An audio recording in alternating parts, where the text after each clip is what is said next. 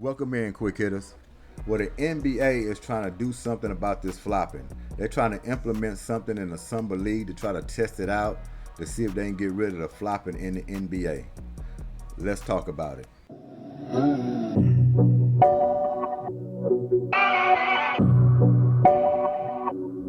Now, they're going to try to incorporate something to try to test out, but I'm telling you right now, I know exactly how to get rid of flopping. All you got to do is don't call anything. Refs just swallow the whistle and let these guys just hit the ground and let the game continue. It won't slow the game down. After a while, these guys are going to stop flopping. It's just a bad defensive play. You're going to allow somebody to have an easy layup or easy dunk and keep the transition ball going. When you start trying to implement like technical fouls, or when they start trying to find these players, these guys make too much money to allow, I think it was like $5,000 fine for if they discover you flopped. If they go back and look at the film, $5,000 is not going to do anything for the NBA players. They don't care anything about paying a $5,000 fine. But we do need to get it out of the league. And I just think just not calling it at all. That's the best thing you can do. When they start getting bumped and they just throw themselves back like they've been shot out of a cannon, don't call the play. The game is going to end quicker. It's going to be more exciting because you're going to start fast breaks. People are going to have wide open layups, and after a while, they're going to get discouraged of just falling down on the ground. So, Adam Silver, just have your referees swallow their whistles if they detect any flopping in the game. Do not reward these bad defensive players who can't guard anybody just flopping to the ground. So that's one thing I will implement. Just swallow the whistles. You don't have to do all these fines, these technical fouls. Just keep the game rolling. And after a while, they're going to feel like the goofballs. And their coaches are going to put them on the bench for bad defensive play. You can't keep giving up layups and dunks off of just falling to the ground. So they will get penalized by their coach by going to the bench after they realize, what are you doing out there? Stand on your feet, play some defense. So that's one good way to get rid of this flopping. I have two more ideas that I think the league can change to make this game more exciting, more fast-paced, that everybody can enjoy. Stick around for that. We will be back.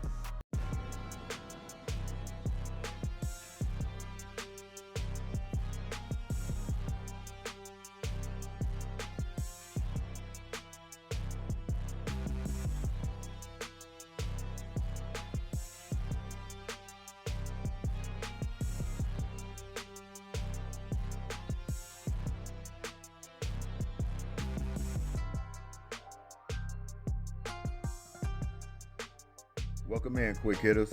If you haven't checked out the website, goodymogoods.com, check it out. We'll go into the store here. Got coffee mugs to start it off. We got the GDW 14-ounce mug. If it's black, it's strong. If it's cream, it's weak. If it's sugar, it's soft. If it's honey, it's sweet. So check those out. And we also have the tumblers. The GDW is fresh, you're the best. Tumbler with a bottle opener. We got that in black and blue, and also in down to the ground GDW. That's a bottle opener at the bottom as well for $34.99. Matter of fact, I have it here. Stainless steel, very durable, good coffee mug tumbler. We also have the hats, the GDW 112 Warden leather badge, $25.99. You got that in white, the LP, and the GDW in black. Come down here, we also got the soft side coolers. GDW 360 18 can Frio Bluetooth cooler for $105.99. Now, I will drop the price on that. Just send me a message or something and say, hey, can you give me a discount? Which is a good cooler with the Bluetooth. $105.99. But you go over here and look at the Deuces soft side cooler, GDW $85.99. Maybe I can switch it over to $85.99. But like I say, you need a discount, let me know on that. And for the ladies, I haven't forgot about y'all. GDW Warden Squad Serape women's tank top for $34.99. And the fellas, you got that Warden Squad GDW tank top as well for $34.99. So just come on down here. You see here the Raglan Tough Skin women's short sleeve shirt for $44.99. So ladies, let them know out there you got some tough skin. Very good shirt. So you go down here, you got the LP, you got the Goodymo Gaming, you got the polos down here, switch moods, month of January polos, some more t-shirts here, GDW, Texas born, LaPorte made t-shirts. So yeah, take advantage of that. And like I say, you don't have to get the branded items. Everything in here is customizable to fit the way you like it. So just send me an email with the font and an image and we'll take care of you. And also remember, 5% off if you subscribe to this website.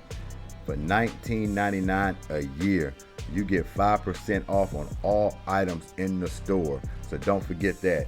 Actually, we can come down here, you have your subscribe form, put in your email address, click here, become a member, GDW membership plan, $19.99 every year. Save 5% on all orders with this plan. So take advantage of it. Thanks for y'all time and enjoy the show. Welcome back in, quick hitters. So there's two more things that I want to address that could actually help this league out. Make the game more exciting, more fast paced, something that'd be more enjoyable to watch. Number one, I think I've covered this before actually. It is the challenge, the instant replay challenge. Now, we all know that you only get one challenge, right? When you win that challenge, you still lose it. Doesn't make any sense to me. Why would you be able to challenge a play and get it right and still lose your challenge? Not only that, we should have two challenges in the game. One for the first half, one for the second half. If you win the challenge, you should be able to keep it. Why lose a challenge when you got the call right? It doesn't make sense to me. So Adam Silver, you really need to think about letting these coaches keep these challenges when they get it right. It will make the game more exciting. I know y'all don't want to slow the game down, but I got another rule that'll actually speed this game up. It will make up for all that slow stopping in the game, keep it fast paced and keep it exciting. People will want to watch and continue to watch. Another rule I would think about, or at least I wouldn't say rule, but something in the game that we can change, is the free throws. Hear me out for a minute. When you go to the free throw line to shoot two, if you make it, you get the second free throw. I would honestly think one and done at the free throw line will be a great way to have not only people work on their free throws, it will have more games exciting coming down the stretch. Think about it. Go to the free throw line. You miss the first free throw, your free throws are done. Rebound, they're headed the other way. If you make that first free throw, you get your second free throw. Same thing as on three-pointers. If you shoot a three and get fouled, you're not guaranteed 3 free throws. You have to make the first free throw just to get to the second free throw. You make the second free throw, then you get to the third free throw. So really think about that one and done at the free throw line. I think it will speed the game up a lot quicker. I think people work on their free throws. I think when you come down the stretch, when these games are real close and free throws actually matter, it's going to make a hell of a lot exciting. You go to the free throw line and you're down by 2, and you got to go to the free throw line and you have to make the first one to get to the second one. It's a lot of pressure. I just think it'll make the game more exciting. So really think about that. I know y'all like saying, oh man, that's a big change. I don't know. No, I think it will work out. I think it'll be a hell of an idea. These guys going to the free throw line, you should be able to hit your free throws anyway. You should be able to work on your free throws and make sure you're going to knock down your free throws. You're going to have more players actually paying attention and working on their free throws hours at a time by putting this change in. So really think about that. You're not guaranteed 2 free throws when you go to the line. You have to make one to get to the second one. And another way we can speed up this game, if you want to say, well, is getting rid of the intentional fouls. I don't care what the clock looks like. It could be 30 seconds and you can only have 3 team fouls.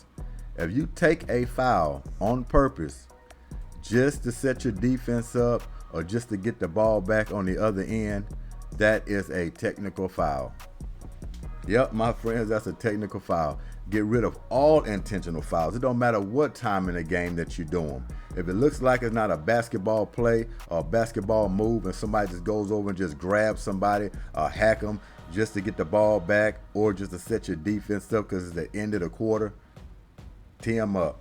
If you do that, it'll be more exciting coming down at the end of these quarters where your team has to actually play defense. Eliminate all intentional fouls, slowing the game down, watching guys shoot free throws, taking the air out of the building.